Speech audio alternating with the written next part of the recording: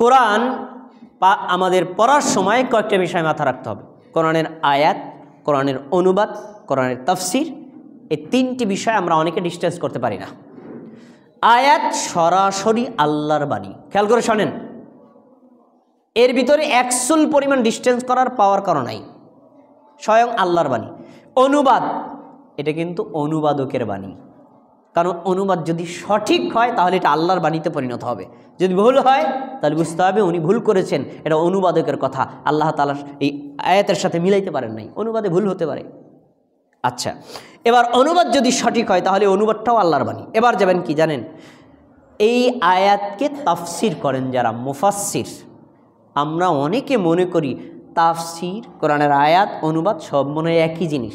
না, তাফসিরটা হলো মুফাসসিরের বক্তব্য। মুফাসসির তাফসির করতে গিয়ে ভুলও করতে পারেন আর ঠিকও করতে পারেন। এজন্যই মুফাসসিরগণ, পূর্ববর্তী মুফাসসিরগণ তাফসিরকে দুই ভাগে ভাগ করেছেন, তাফসিরু বির রায়, তাফসিরু বির রিওয়ায়াত। তাফসিরুর রায় মানে কি? মানে তার নিজের বুদ্ধিবৃত্তিক চিন্তা চেতনা, জ্ঞান গবেষণা অথবা যুগের চাহিদার আলোকে তাফসির করা। এই তাফসির ভুলও হতে পারে, সঠিক হতে পারে। আরটা হলো তাফসিরু বির রিওয়ায়াত, কোরআনের আয়াত দিয়ে আয়াতের তাফসির। একটা আয়াত আছে ছোট, এই আয়াতটাই আল্লাহ তাআলা আরেক জায়গায় বিস্তারিত উল্লেখ করেছেন, তাহলে এই ছোট আয়াতটাকে ব্যাখ্যা করেছি কি আরেকটা আয়াত।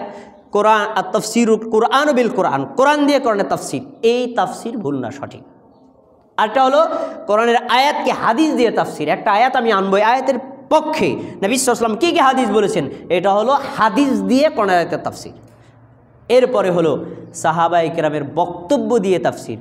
আব্দুল ইবনে আব্বাস, ওমর ইবনে খাত্তাব অথবা চার খলিফা অথবা সাহাবায়ে কেরাম এই আয়াত সম্পর্কে, শব্দ সম্পর্কে কী বলেছেন, তার মানে আসার দিয়ে আয়াতের তাফসির।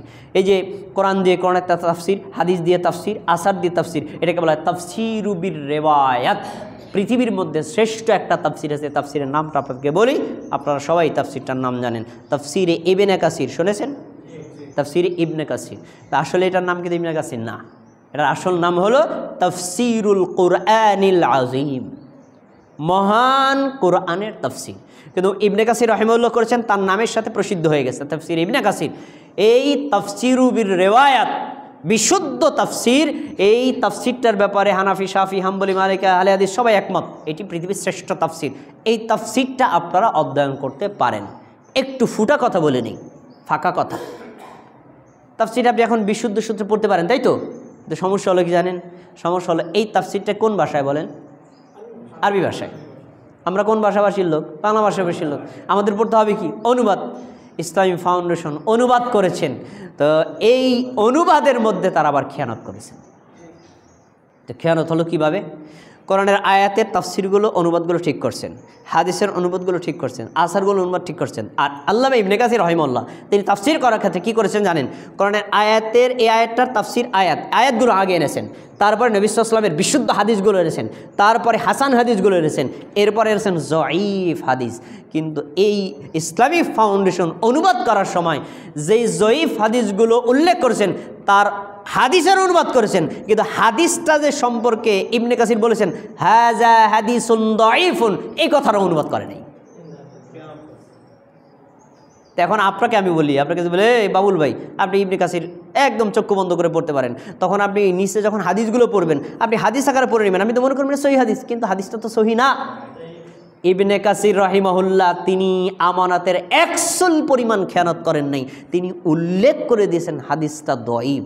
আপনি যে ইবনে কাসিরের দোষ দিবেন না, দোষ অনুবাদকের, সে এই কথাটার অনুবাদ করলো না কেন? বুঝতে পেরেছেন বিষয়টা?